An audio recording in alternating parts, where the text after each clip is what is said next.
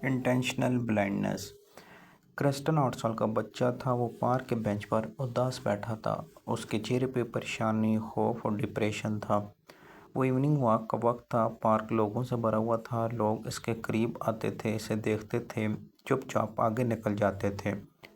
وہاں سے ایک جوڑا بھی گزرا۔ جوڑے نے دیکھا پارک میں بچے سے متعلق پوسٹر بھی لگے ہیں۔ خاتون بچے کے قریب سے گزری، اسے غور سے دیکھا، آگے بڑھی اور درخت پر چپکے پوسٹر کے قریب رکی۔ پوسٹر پر موٹے حروفوں میں لکھا تھا، یہ بچہ مسنگ ہے۔ اس کے نیچے بچے کی عمر، قد کاٹ، وزن، چہرے کا رنگ اور نام لکھا تھا۔ تصویر بھی۔ خاتون نے غور سے پوسٹر پڑھا، دوبارہ بچے کے پاس آئی، اسے بھی غور سے دیکھا۔ جب اسے یقین ہو گیا کہ یہ وہی بچہ ہے تو پھر اس نے کندھے اچکائے اور آگے روانہ ہو گئی۔ اس نے بھی پوسٹر پر لکھے نمبر پر رابطہ کرنے کی کوشش نہیں کی۔ وہ بچہ 2 گھنٹے بینچ پر بیٹھا رہا، لیکن کسی نے اس پر توجہ نہ دی اور نہ ہی پوسٹر پر لکھے نمبر فون پر کیا، یہاں تک کہ پارک ویران ہو گیا۔ یہ کرسٹن کون تھا؟ اس کے ساتھ کیا ہوا؟ یہ ایک دلچسپ کہانی ہے۔ کرسٹن چائلڈ ایکٹر تھا اور یونیورسٹی آف روم کے نفسیاتی شعبہ کے سماجی تصورے کا حصہ تھا۔ یونیورسٹی محسوس کر رہی تھی کہ لوگوں کے اندر غیر ذمہ داری پڑ رہی ہے۔ یہ دائیں بائیں نہیں دیکھتے، دوسروں کی مدد نہیں کرتے۔ چنانچہ انہوں نے روم کے سینٹر پارک میں ایک تجربے کا فیصلہ کیا۔ یونیورسٹی نے پارک کی درمیانی راہداری کے کنارے بینچ پر کرسٹن کو بٹھا دیا اور پورے پارک میں اس کی گمشدگی کے 50 پوسٹر لگا دیے۔ کرسٹن کے دائیں بائیں موجود درختوں پر بھی پوسٹر چپکا دیے گئے۔ ٹیم کیمرے لگا کر دور کھڑی ہو گئی۔ پارک بڑا خوبصورت تھا۔ وہاں آنے والے لوگ بھی پڑھے لکھے اور کامیاب تھے۔ تجربے کے 2 گھنٹے میں 16 لوگ بچے کے قریب سے گزرے۔ زیادہ تر لوگوں نے اسے دیکھا بھی، آدھے سے زیادہ لوگوں نے پوسٹر بھی پڑھے اور 4-5 لوگوں نے بچے کی شناخت بھی کر لی۔ لیکن نفسیات دانوں نے یہ تجربہ ایک تھیوری، توجہ کا اندھا پن کو ٹیسٹ کرنے کے لیے کی تھی۔ یہ تھیوری 1992 میں کیلیفورنیا یونیورسٹی کے پروفیسر ایرون راک اور ایرون میک نے پیش کی اور ان کی ریسرچ پر 1998 میں اسی ٹائٹل سے کتاب بھی شائع ہوئی۔ ایرون نے 1992 میں دنیا کو مطلع کر دیا کہ ہم انسان توجہ کے فقدان یا پھر اندھے پن کا شکار ہو چکے ہیں۔ ہمیں اب دائیں بائیں کچھ نظر نہیں آتا، ہم صرف اپنی ذات تک محدود ہو چکے ہیں۔ ہم نے وقت پر دفتر پہنچنا ہے یا دفتر سے گھر پر جانا ہے تاکہ ہم اطمینان سے سو سکیں یا تنخواہ میں $5 کی کٹوتی بچا سکیں۔ لہٰذا اگر راستے میں کوئی ایکسیڈنٹ ہو گیا یا 10-20 لوگ زخمی سڑک حالت میں پڑے ہیں، ہمیں وہ نظر نہیں آتے۔ اگر آ جائیں تو ہم ان پہ توجہ نہیں دیتے۔ ہم برگر خریدتے وقت یا کھاتے وقت بھی بھول جاتے ہیں کہ ہم جس عمارت میں بیٹھے ہیں اس میں آگ بجھانے کا سلنڈر موجود نہیں، اور اگر آگ لگ گئی تو ہمارے سمیت پوری عمارت جل کر راکھ ہو جائے گی۔ یا اسکول کے وقت کوئی بچہ کندھے پر بیگ لٹکا کر گلی میں آوارہ گھوم رہا ہے، یا ہم غلط سڑک پر موڑ رہے ہیں اور ہماری وجہ سے لوگوں کو تکلیف ہو رہی ہے، ہم یہ دیکھ ہی نہیں پاتے۔ ایرون نے یہ theory mobile phone, social media کی آمد سے برس قبل 1992 میں دی اور 1995 میں وہ فوت ہو گیا۔ اس کے بعد موبائل فون اور سوشل میڈیا کا طوفان آ گیا، جس کے بعد انسانوں میں توجہ کا اندھا پن بڑھتا چلا گیا۔ چنانچہ اب مختلف اوقات میں مختلف ملکوں میں یہ تجربہ دہرا کر توجہ کے اندھے پن کی شدت کا اندازہ کیا جا رہا ہے۔ کرسٹن کا تجربہ سن 2016 روم میں کیا گیا، جس کے بعد یہ ڈکلیئر کر دیا گیا کہ روم کے 100% شہری توجہ کے اندھے پن کا شکار ہو چکے ہیں۔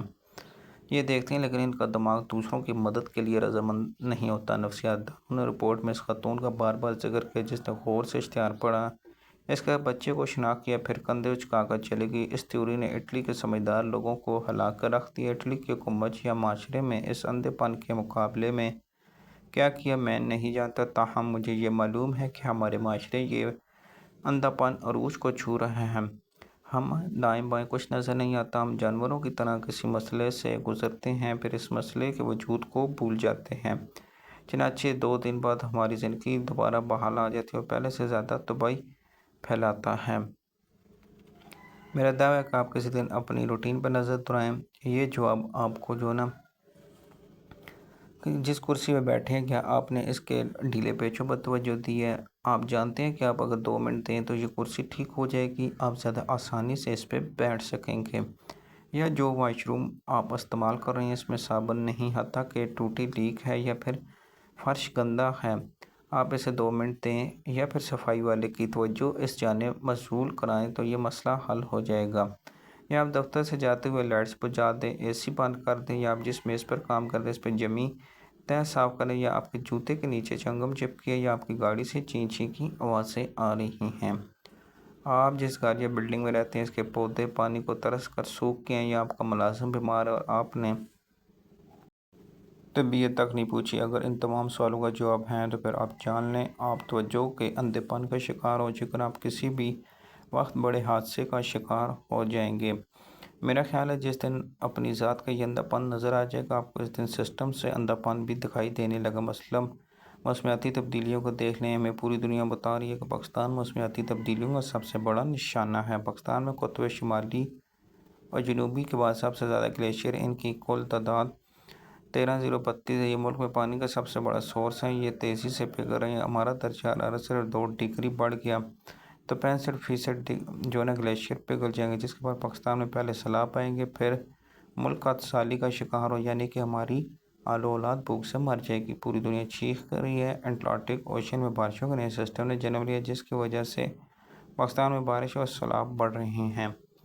پوری دنیا گھنٹیاں بجا رہی ہے لیکن پاکستان کے شہروں میں سیلاب کا خدشہ ہے۔ پوری دنیا چیخ رہی ہے آپ لوگ درخت کاٹنا بند کر دیں، شجر کاری میں 1000 گنا اضافہ کر دیں، ندیوں، نالوں، نہروں، دریاؤں سے دور ہو جائیں، آبی گزرگاہیں صاف کر دیں، گھروں گلیوں کو سیوریج سسٹم، پانی کی نکاسی کا نظام ٹھیک کر لیں۔ پوری دنیا ہمیں ہلا ہلا کے جگا رہی ہے، تمہارے پاس زیادہ وقت نہیں بچا، تم فوری طور پر چھوٹے ڈیم بناؤ، دیہات میں جھیل، خشک نہریں کھودو، آبپاشی کا نظام تبدیل کرو، گھروں کے پانی اور سیوریج کے سسٹم بدلو، بارش کا پانی سٹور کرنا شروع کر دو۔ ہم کسی آواز کو، کسی چیخ پہ توجہ نہیں دیتے، ہم آج بھی دنیا کے عین درمیان ہاؤسنگ سوسائٹی، گھر، دکانیں، باڑی اور کھیت بنا رہے ہیں۔ ہمارے گاؤں پچھلے سال بھی برباد ہو گئے، ہم اس سال بھی دریا میں ڈبکیاں کھا رہے ہیں۔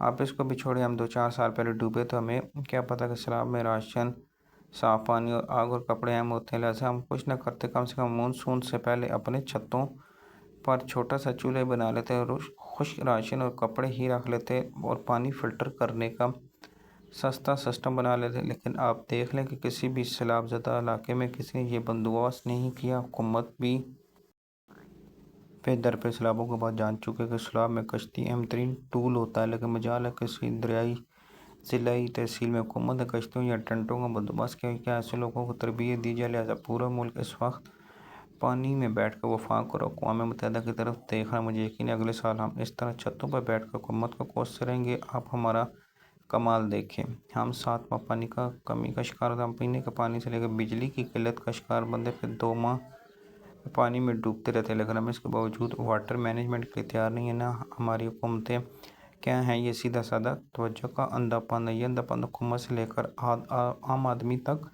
بڑھتا چلا۔ سوال یہ ہے کہ اگر حکومت کچھ نہیں کر رہی تو ہم کیا کر رہے ہیں؟ ہم دریا کے درمیان مکان یا ہوٹل کیوں بنا رہے ہیں، درخت کیوں کاٹ رہے ہیں، بارش کے موسم میں راشن کا بندوبست نہیں کر رہے؟ کیا ہم صورتحال کے خود ذمہ دار نہیں ہیں؟ ہم ہی ذمہ دار ہیں، کیونکہ ہم توجہ کے اندھے پن کا شکار ہیں۔ ہمیں تباہی سامنے نظر ہے لیکن ہمیں یہ دکھائی نہیں دی، چنانچہ ہم اندھے لنگڑے کی طرح ٹٹولے جاتے اکڑاتے ہیں، اور یہ ہمارا اصل ایشو ہے۔ تو ناظرین، میگزین کالم سننے کے لیے چینل کو سبسکرائب کر لیں۔